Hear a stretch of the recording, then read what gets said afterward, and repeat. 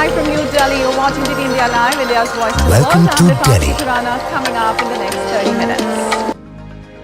India all set to vote in the sixth phase of voting on Saturday. 58 parliamentary seats, including 7 in India's national capital, poll on May 25th. Leaders continue to campaign for the remaining phase. US President Joe Biden says US does not recognize ICC jurisdiction. No equivalence between Israel and Hamas as World Court set to rule on measures over Israel's Rafah operation. Sunrisers Hyderabad will take on Rajasthan Royals for place in IPL final in Chennai today.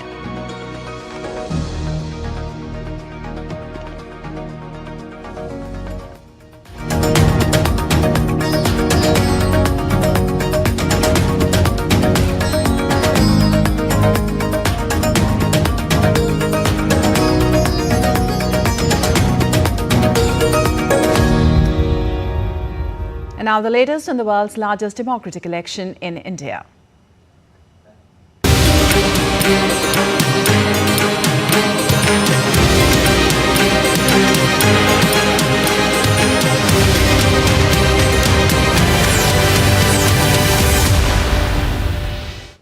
While campaigning for the 7th and last phase of India's general elections begins with political leaders holding rallies across the state to woo the voters, Bharatiya Janata Party leader and Prime Minister Narendra Modi to visit Himachal Pradesh and Punjab today, PM to hold public meetings in Nahan and Mandi district of Himachal Pradesh. Later in the day, he'll be holding election campaign for the party candidates in Punjab's Gurdaspur and Jalandhar.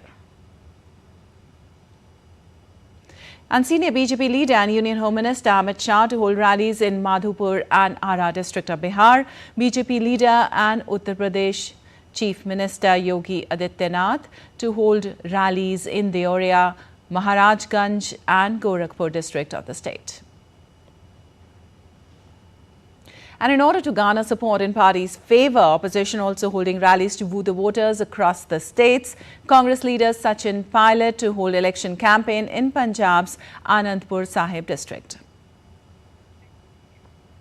Rashtriya Janata Dal leader Tejashwi Yadav to hold public meeting in Deoghar in Jharkhand.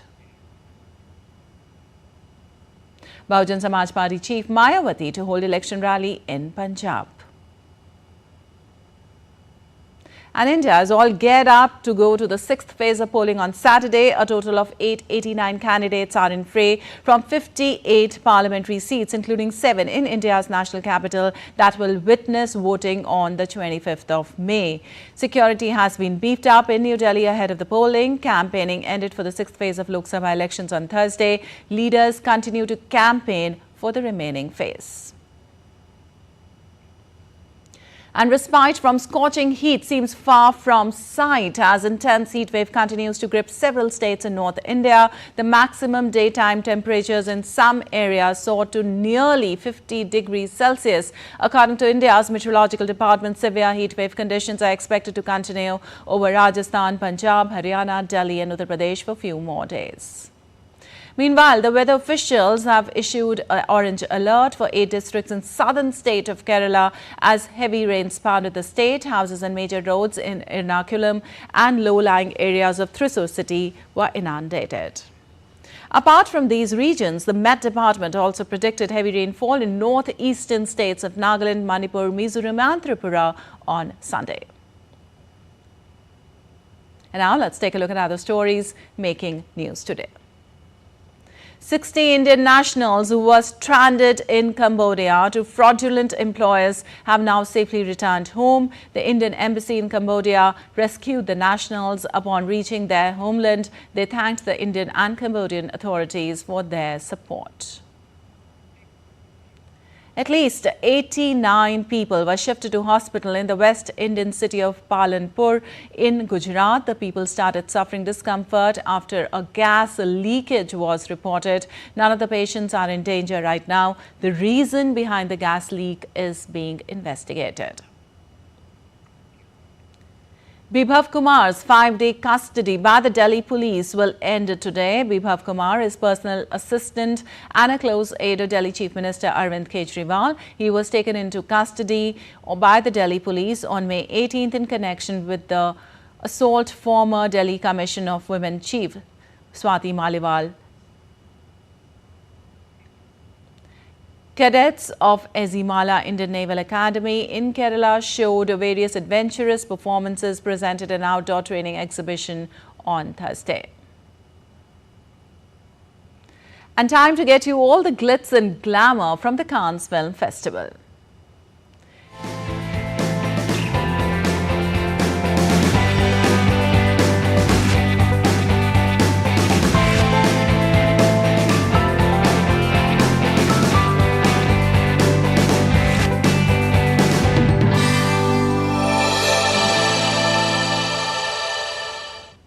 Well, Indian actor Aditi Rao Hydari is in Cannes for the third consecutive year. In an exclusive conversation with DD India's correspondent Munmun Bhattacharya at Bharat Pavilion, Aditi shared her experience of working with ace Indian cinematographer Santosh Sivan and the response to Hira Mandi, where she has worked with director Sanjay Leela Bhansali. Let's listen in. Indian actor Aditi Rao Hydari is at the Bharat Pavilion of the Cannes Film Festival. Such a pleasure to have you, Aditi, on DD India. You are here because a tribute is being paid, the Pia Anjaneyar tribute to ace cinematographer Santosh Sivanji. Tell us about your association with him. What are the kind of films that you've done with him? What do you feel about his work? I've actually only done one film with him, but it was a very special film because it was a film with Mani Ratnam and Santosh sir was the cinematographer, it was incredible to watch them both work together and their synergy and just the fact that they're both legends, and I got to be directed by a legend and filmed by a legend, so I felt very blessed to do that, and I hope I get to work with him more. What stands out in his work? Is it his lighting, or how do you look at his philosophy towards lighting? Because he told me that he believes that life is all about mystery. Mysteries are all about the way he plays with lights. I mean, absolutely. I think that's what it is, right? Cinematography or photography, or it's how light hits whatever it is that you're shooting, and it's that magic that light creates, but it takes a legendary and incredible cinematographer like Santosh Sivan to create magic with light, because the way they look at things, the way they look at the world, the way they look at beauty, the way they look at a frame, the way they look at life is different, and so you see that in their work, and that's what makes it magical, and that's what makes it eternal. You are in news for the Hira Mandi series. How has the reception been? It's been overwhelming. It's been incredible. The love just keeps growing. I love Sanjay sir. Sanjay Leela Bhansali is truly globally celebrated filmmaker, and he's precious. And I'm so excited with all the conversations, all the reels, the reception, the fact that globally it's being spoken about and loved. And yes, I'm really happy. Come to Cannes every year. How is it to be back at the Bharat Pavilion? India is really, I mean, as a cinematic power, is really reaching the world, and for its rooted stories and for its own unique culture and how we are as a filmmaking nation and filmmaking country, and I'm very happy that India is being celebrated all over the world, and the India Pavilion shows that.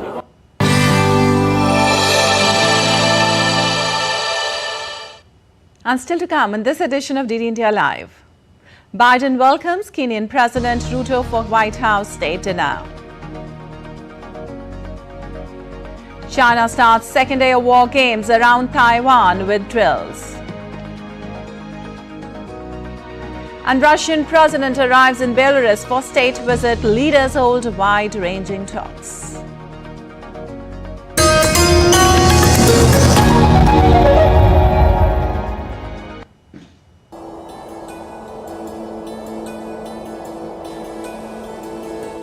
गर फिरदौस बर्रुए ज़मी अस्त हमी अस्तो हमी अस्तो हमी अस्त Jammu and Kashmir, nature's finest works.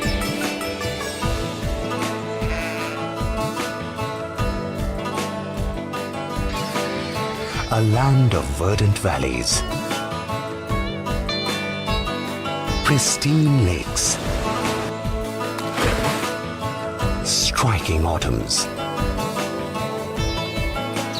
unforgettable majestic beauty.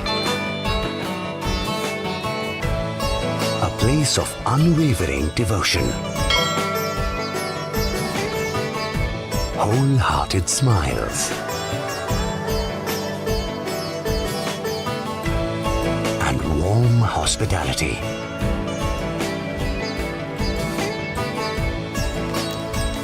World famous for its exquisite artistry.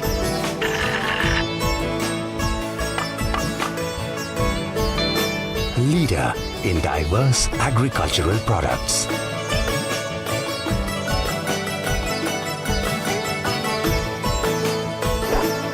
Heartland of winter sports. Jammu and Kashmir is vibrant, diverse, ambitious, halt to Israel's operation in Gaza and in Rafah in particular. The top UN legal body has no way to enforce its decisions, but they carry international weight. A ruling against Israel could add to its political isolation after a series of setbacks this week. And United States President Joe Biden and First Lady Jill Biden hosted Kenyan President William Ruto and First Lady of Kenya, Rachel Ruto, for a state dinner at the White House on Thursday. The state dinner witnessed the presence of U.S. Vice President Kamala Harris, Central Intelligence Agency Director William Burns, former U.S. President Bill Clinton, and actor Sean Penn. Earlier the day, Biden pledged a new era of partnership on technology, security and debt relief to the leader of one of Africa's strongest democracies.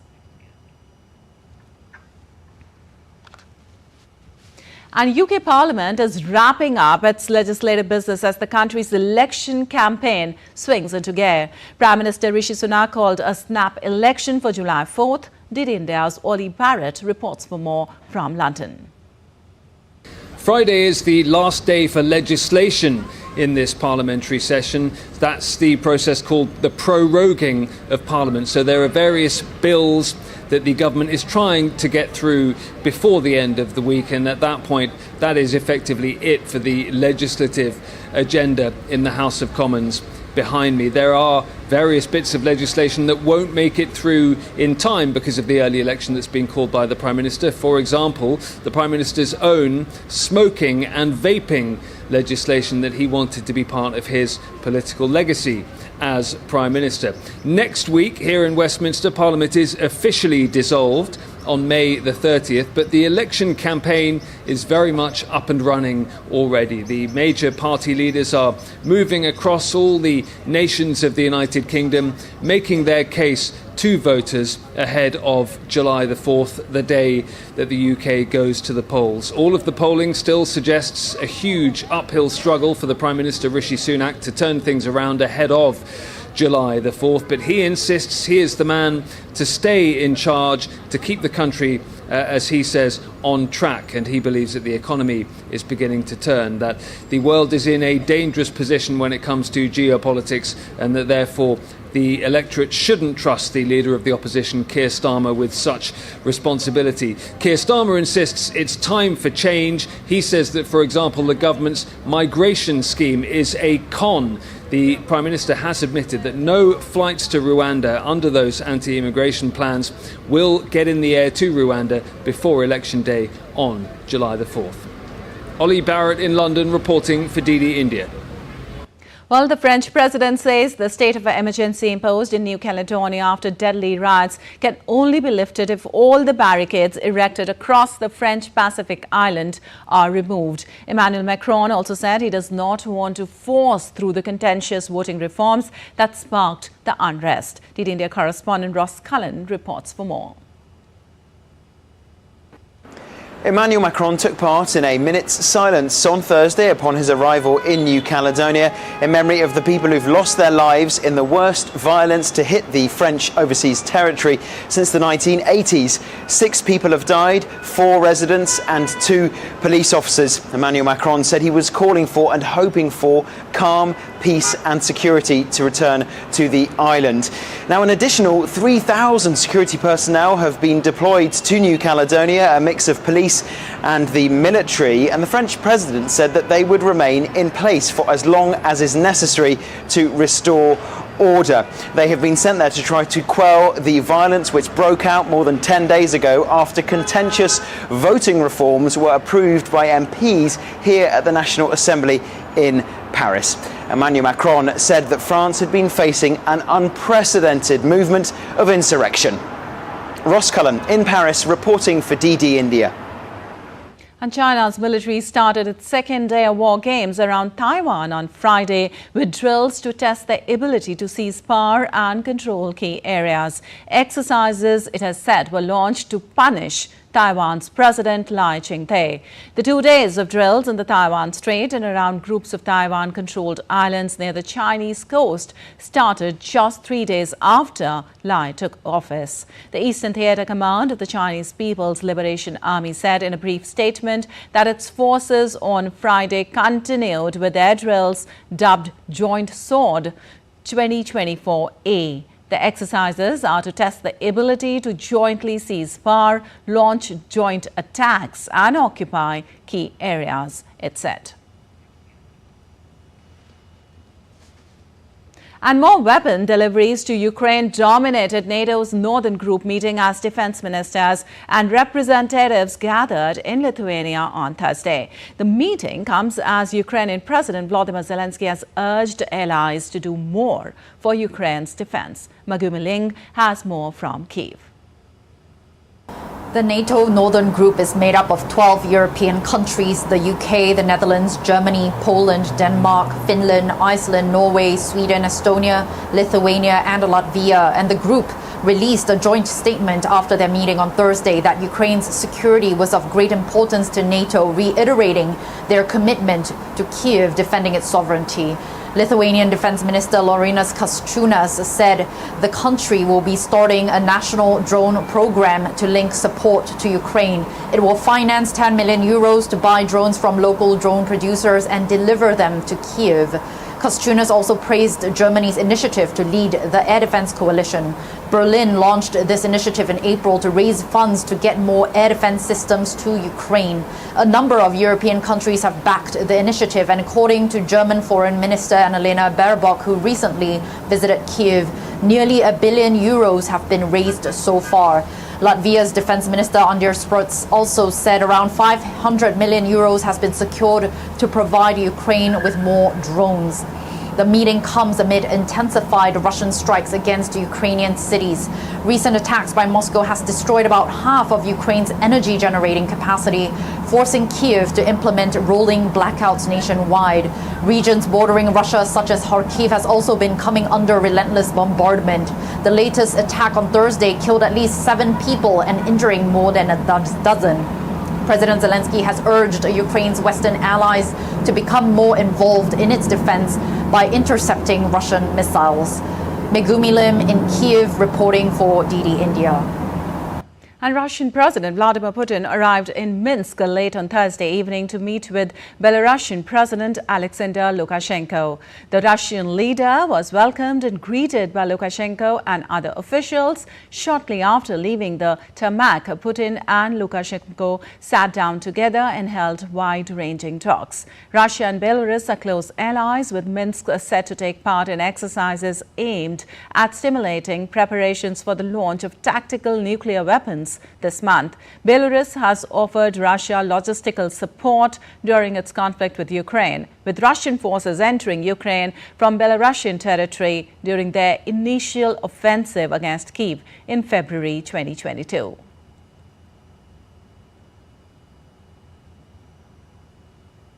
And on to some weather news now. Several footages of destruction surfaced as powerful tornado devastated Greenfield, Iowa on Tuesday. According to officials, 4 people were reportedly dead and 36 were injured due to the deadly storms. The storm season is severe, with 859 confirmed tornadoes in the U.S. so far this year. A tornado that swept through the central Texas city of Temple on Wednesday night destroyed over 500 homes and businesses. Temple Mayor Tim Davis signed an emergency declaration in order to get state funds for disaster recovery.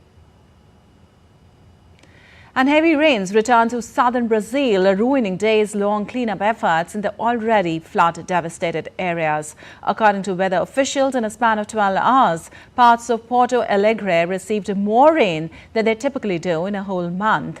Record flooding that crippled southern Brazil over the past month has killed 163 people, with more bodies expected to be found. Moreover, around 600,000 more people have been displaced by the massive floods. And now let's take a look at other stories making news around the world. Ahead of the U.S. Memorial Day holiday, nearly 1,600 military personnel could be seen placing small flags near the headstones of thousands of fallen service members at Arlington National Cemetery outside of Washington, D.C. on Thursday. Over 4 hours, small U.S. flags will be placed in front of more than 260,000 headstones and will remain there through Memorial Day, that is observed on the 27th of May. Renowned Australian actor Chris Hemsworth was honored with a star on the Hollywood Walk of Fame on Thursday. His A-list co-stars Robert Downey Jr. and Anya Taylor-Joy were on hand to show support. Hemsworth described the star's ceremony as surreal and thanked his fans for their continued support. And on to some sports news now. Sunrisers Hyderabad will take on Rajasthan Royals for a place in the final today in Chennai. Sunrisers Hyderabad have had a great run so far this year. However, Pat Cummins and his side were given a rude jolt when KKR destroyed their bowling to win the first qualifier and make it to the final. SRH would want to make sure they bring their A game against RR and qualify for the finals. On the other hand, Rajasthan Royals had lost 4 games in a row before making it to the eliminator game against Royal Challengers Bengaluru. Sanju Samson and company held their nerves to make sure that they got to the second qualifier match in a very tough and tense run chase. The winner of the game will face off Kolkata Knight Riders in the final on Sunday. And ahead of the match, Hyderabad captain Pat Cummins spoke exclusively to DD India's Abhishek Mahajan. Cummins said that the team is confident of making it to the finals. Listen in. And enjoying managing the young Indian cricketers in India? It's been great. It's my first time captaining an IPL side, captaining a T20 side. And I've really, loved working with our players. Got a great bunch of guys. With the bowling, it's quite experienced. Bhuvaneshwar, Unikat, Nataraj, and that's been great for me. And then lots of, energetic youngsters, Nitish, Reddy, Kumar, Abhishek, guys like this. It's always refreshing to see them come through. And the team is in positive mindset after the loss against KKR? Yeah, didn't play our best game. In fact, it was probably close to our worst game. But that happens. We've been playing some awesome cricket this season. So, aim to put on one of our better performances, and we think on our day we can beat anyone. So that's what the aim is for tomorrow. All right, that's all for this edition of DD India Live. But let us know your thoughts on the news of the day. For those on the go, you can get all the latest news and updates from India across the world on the DD India mobile app. The app is available on both Android and iOS platforms. Scan the QR code on the screen to download now. We'll be back with more news as it breaks here on DD India. I'm Lipakshi Kurana from all of us here in Delhi. Thanks for watching DD India Live.